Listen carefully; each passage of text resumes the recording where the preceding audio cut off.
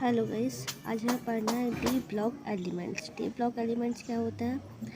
वे तत्व जिनका अंतिम इलेक्ट्रॉन डी कक्षक में जाता है डी ब्लॉक एलिमेंट्स कहलाते हैं। ऐसे तत्व, ऐसे एलिमेंट्स जिनका जो लास्ट वाला इलेक्ट्रॉन है वो कहाँ जाता है? डी कक्षक में जाता है, डी ब्लॉक एलिमेंट्स कहलाते हैं।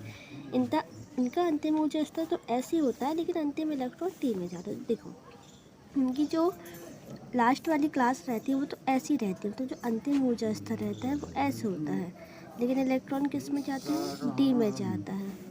इसका समान इलेक्ट्रॉनिक विन्यास NH2N-1D1 to 10 होता है। कैसे, वो भी आगे बताएंगे। इन्हें संक्रमण तत्व भी कहा जाता है। अब क्यों कहा जाता है वो भी बताएंगे। देखो, संक्रमण डी ब्लॉक एलिमेंट्स और संक्रमण तत्व में थोड़ा सा अंतर होता है। तो मतलब जो डी ब्लॉक एलिमेंट्स होते हैं और संक्रमण तत्व होता है उसमें क्या होता है, थोड़ा सा बस डिफरेंस होता है। जैसे सभी संक्रमण तत्व डी ब्लॉक एलिमेंट्स होते हैं, लेकिन सभी डी ब्लॉक एलिमेंट्स संक्रमण तत्व नहीं होते। जितने भी डी ब्लॉक एलिमेंट्स हैं, मतलब डी ब्लॉक में जितने भी एलिमेंट्स आएंगे वो सभी संक्रमण तत्व नहीं होते, लेकिन जो सभी संक्रमण तत्व वो सारे डी ब्लॉक एलिमेंट्स हैं। मतलब जितने भी संक्रमण तत्व हैं सारे डी ब्लॉक में आते हैं, लेकिन डी ब्लॉक में आने वाले सभी तत्व संक्रमण तत्व नहीं होते हैं। अर्थात वे कक्ष तत्व या वे डी ब्लॉक तत्व जिनकी उपांतिम मतलब अंतिम से पहले, ऐसे तत्व जिनकी उपांतिम मतलब अंतिम से पहले कक्षक अपूर्ण रूप से भरे रहते हैं। देखो, डी ब्लॉक में तो पूर्ण अपूर्ण दोनों रूप से भरे रहेंगे, लेकिन जो हमारे संक्रमण तत्व होते हैं ये अपूर्ण रूप से ही भरे रहते हैं। ये एस ब्लॉक तथा पी ब्लॉक के बीच में आते हैं। इनका सामान्य इलेक्ट्रॉनिक विन्यास NH2N-1D1 to 9 होता है। अब देखिए, हम यहाँ समझते हैं कौन सा एस ब्लॉक है, कौन सा पी ब्लॉक, कौन सा डी ब्लॉक। ये जो है ये दोनों है एस ब्लॉक है। ये जो है यहाँ से पी ब्लॉक है, ये है अपना डी ब्लॉक। ओके, डी में जो लेंथनाइड और एक्टिनाइड है ये अलग से, इनको एफ ब्लॉक कहा जाता है। इस प्रकार हमारा डी ब्लॉक कहाँ है? ये किसके बीच में आ रहा है? एस ब्लॉक और पी ब्लॉक के बीच में आ रहा है। ओके, डी ब्लॉक के सारे कितने हैं? ये सारे एलिमेंट्स कौन से हैं? ये सारे एलिमेंट्स हैं डी ब्लॉक के। ओके, अब इन्हीं डी ब्लॉक में से कुछ होंगे संक्रमण तत्व। ओके, मतलब डी ब्लॉक में जितने भी एलिमेंट्स आ रहे हैं वो सारे डी ब्लॉक एलिमेंट्स, और जो जितने भी संक्रमण तत्व हैं, संक्रमण तत्व ओनली पाए जाते हैं किसमें? डी ब्लॉक एलिमेंट्स में। तो सभी संक्रमण तत्व डी ब्लॉक एलिमेंट्स होते हैं, लेकिन सभी डी ब्लॉक एलिमेंट्स संक्रमण तत्व नहीं होते हैं। वो कैसे, आगे पता चलेगा। बनाएंगे इलेक्ट्रॉन फिलअप करने का हम एक चार्ट बनाएंगे, तो इलेक्ट्रॉन भरे कैसे जाते हैं। पर एक चीज़ ये जान लीजिए, एस में भरे जाते हैं 2 इलेक्ट्रॉन, पी में 6, डी में 10 और एफ में 14। कैसे, क्या आगे बताऊंगी वीडियो में। 1s2 2s2 फिर 2p से, मतलब सीरीज में इसको बस लिखते जाओ। 3p6 3d 10 4s2 4p6 4d10 4f14। ठीक है, अब यहाँ पर 5s2 5p6 5d10 5f14 किया हमने। अब यहाँ पर 6s2, अब यहाँ पे फिर से कम करते जाना है एक एक। 6p6 6d10 7s2 7p। अब जो आप लोग याद करते हो ना 1s2 2s2, वो निकाला कैसे क्या वो मैं आपको बता रही हूँ। अब क्या करना है हमें, यहाँ से ये ऐसे ये किया हमने, मतलब जितने भी हमने लिखे नंबर्स उस पर ऐसे तिरछे से। इतना याद रखिए कि जो आप लिख रहे हैं, जैसे 1 2s2 लिखा तो 2p उसके जस्ट साइड में उसी लाइन में लिखना है, मतलब उसी सीध में, तब आएगा हमारे। अब इसको ऐसे घुमाना है, ये घुमाया हमने, ये घुमाया,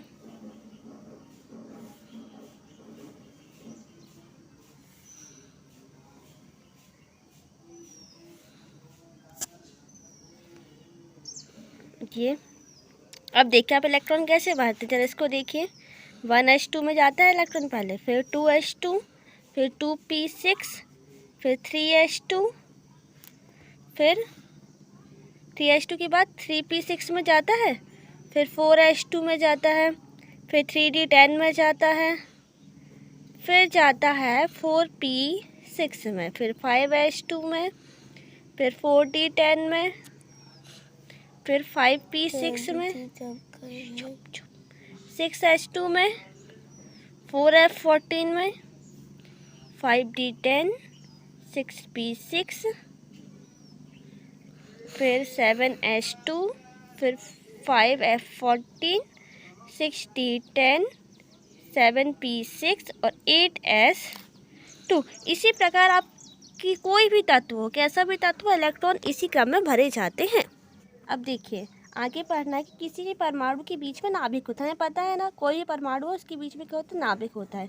जैसे प्रोटॉन और न्यूट्रॉन, नाभिक में क्या पाया जाता है, प्रोटॉन और न्यूट्रॉन पाया जाता है, जिसके चारों ओर क्या होते हैं, इलेक्ट्रॉन अपनी कक्षा में चक्कर लगाते हैं। इलेक्ट्रॉन कहाँ चक्कर लगाते हैं, नाभिक के चारों ओर अपनी कक्षा में। अब देखो कि कक्षा में वो कहाँ चक्कर लगाते हैं। तो कक्षा के अंदर क्या होता है, उपकक्षा होती है तथा उपकक्षा के अंदर कक्षक होते हैं। कक्षा के अंदर क्या होती है, उपकक्षा होती है, उपकक्षा के अंदर कक्षक होते हैं, जिसमें इलेक्ट्रॉन भरे रहते हैं। तो इलेक्ट्रॉन कहाँ भरे रहते हैं, इलेक्ट्रॉन भरे रहते हैं कक्षक में। इस प्रकार इलेक्ट्रॉन विन्यास लिखते समय कक्षा के साथ कक्षक को तथा उसमें भरने वाले इलेक्ट्रॉन को लिखा जाता है। जैसे 1s2, तो 1s2 में 1 क्या है, कक्षा है, s क्या है, उसका कक्षक है, और 2 क्या है, इलेक्ट्रॉन है। तो कक्षा, कक्षा में उपकक्षा, उपकक्षा में कक्षक, कक्षक में इलेक्ट्रॉन। ओके, हम पढ़ते हैं कक्षक होते क्या है। तो कक्षक होते हैं या ऑर्बिटल होते क्या है, sp-df। जब sp-df पढ़ते हैं क्या है, ऑर्बिटल है, कक्षक है। अब देखें, एक कक्षक में सिर्फ 2 इलेक्ट्रॉन होता है, ठीक है।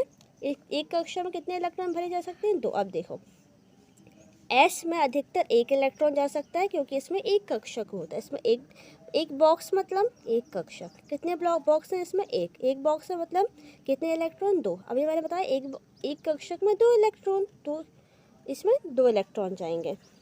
p में 3 कक्षक होते हैं तथा अधिकतर 6 इलेक्ट्रॉन जा सकते हैं। 3 बॉक्स देख रहे हैं, मतलब 3 कक्षक और कितने इलेक्ट्रॉन, 6 इलेक्ट्रॉन। d में 5 कक्षक होते हैं, इसलिए इसमें अधिकतर 10 इलेक्ट्रॉन जा सकते हैं। 5 कक्षक है, अधिकतर कितने इलेक्ट्रॉन, 10। f में 7 कक्षक होते हैं, इसलिए इसमें अधिकतर 14 इलेक्ट्रॉन भरे जा सकते हैं। ये देखिए कितने बॉक्स हैं, 7 बॉक्स हैं, तो कितने इलेक्ट्रॉन, 14। इन्हीं कक्षकों के आधार पर जिस तत्व का अंतिम इलेक्ट्रॉन जिस कक्षक में जाता है उसे आवर्त सारणी में उसी ब्लॉक में रखा गया है। अब समझ में आया कि इसमें आवर्त सारणी जो है, पीरियोडिक टेबल जो है, उसमें sp-df क्यों है, क्योंकि जिस भी तत्व का अंतिम इलेक्ट्रॉन जिस कक्षक में जाता है उसी ब्लॉक में रखा गया है। जैसे कोई भी हाइड्रोजन है, उसका अंतिम इलेक्ट्रॉन s में जाता है, ओके, तो उसे s ब्लॉक में रखा गया। इसी प्रकार क्लोरीन या फ्लोरीन, इनका अंतिम इलेक्ट्रॉन p में जाता है, इसलिए इनको p ब्लॉक में रखा गया। आयरन, इनका अंतिम इलेक्ट्रॉन d में जाता है, इसे d ब्लॉक में रखा गया। बात करें d ब्लॉक की, तो उनका अंतिम इलेक्ट्रॉन अंतिम से पहली उपांतिम कक्षा के d में जाता है। तो इनमें कौन सी कक्षा में जाता है, तो उपांतिम कक्षा के d ब्लॉक में जाता है। जैसे किसी तत्व की अंतिम कक्षा 5 है, तो वह d ब्लॉक तत्व है, तो उसका अंतिम इलेक्ट्रॉन चौथी कक्षा में जाएगा। तो अंतिम इलेक्ट्रॉन कौन से जाता है, 4th क्लास में। अब यहाँ देखिए, ये हमें डी ब्लॉक एलिमेंट्स दिए हुए हैं। हमने आवर्त सारणी से ओनली डी ब्लॉक एलिमेंट्स को निकाल लिया। Scandium, titanium, vanadium, chromium, manganese, iron, cobalt, nickel, copper, इसी प्रकार सब लिखे। ओके, ये जो है इसको बोलते हैं 3rd, 4th, 5th, 6th, 7th, 8th, 9th, 10th, 11th, और ये क्या है, वर्ग है, ठीक है। ये वर्ग दिए हुए हैं ऐसे। इसको बोला, जो ये श्रेणी है इसको बोला जाता है 3rd B, 4th B, 5th B, 6th B, 7th B। अब क्यों बोला जाता है वो नहीं पता, लेकिन बोला जाता है।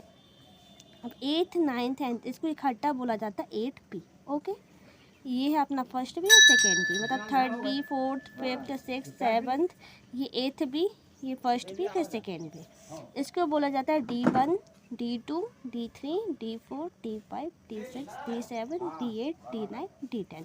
कितनी श्रेणी, 10, मतलब कितने वर्ग, डी ब्लॉक में कितने वर्ग, 10 वर्ग।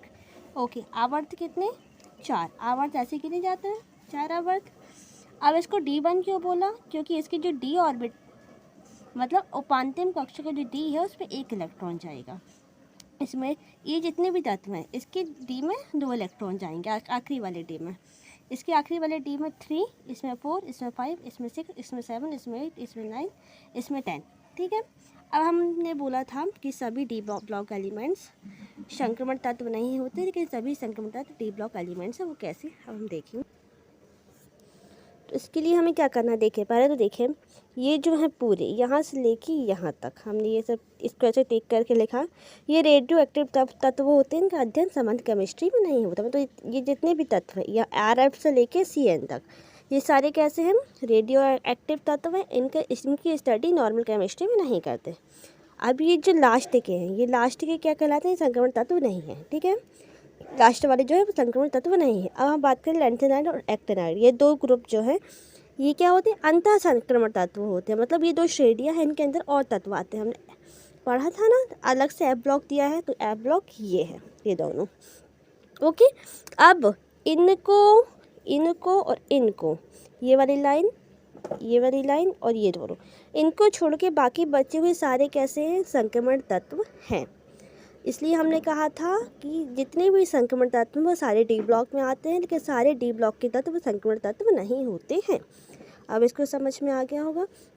तो D ब्लॉक तत्व कौन कौन से होते हैं, समूह मतलब होता है वर्ग। ओके, वर्ग मतलब ऐसे 3 4 5 समूह 3 4 5 6 7 8 9 10 11 12 तक सारे क्या हैं, D ब्लॉक एलिमेंट्स हैं। वहीं हम बात करें संक्रमण तत्व के समूह 3 4 5 6 7 8 9 10 11 तक ही होगा, 12 तो है नहीं, क्योंकि 12 जो है वो संक्रमण तत्व नहीं है। क्यों नहीं है ये भी सुन लीजिए। इसलिए नहीं है क्योंकि इनका जो D ब्लॉक होता है उसमें कितने इलेक्ट्रॉन, 10। हमें D में कितने इलेक्ट्रॉन चाहिए हैं, 10 इलेक्ट्रॉन चाहिए। और इसमें मतलब इस श्रेणी में जो 12 वर्ग आता है, 12 में जितने भी जो तत्व हैं उसमें D ब्लॉक में कितने, 10 इलेक्ट्रॉन है। मतलब ये क्या है, अपनी पूर्ण अवस्था में 10 इलेक्ट्रॉन चाहिए और 10 ही रहते हैं। मतलब ये ज़्यादा अपने कॉम्प्लेक्स मतलब संकुल मतलब अधिक जो तत्व होते हैं तत्वों के साथ संयोग नहीं करता, इसलिए संक्रमण तत्व नहीं है श्रेणी के। बाकी जो बचे हुए हैं यहाँ से लेके इतने, ये सारे क्या हैं, संक्रमण तत्व हैं। Thank you for watching my video. आगे के लिए लाइक शेयर सब्सक्राइब।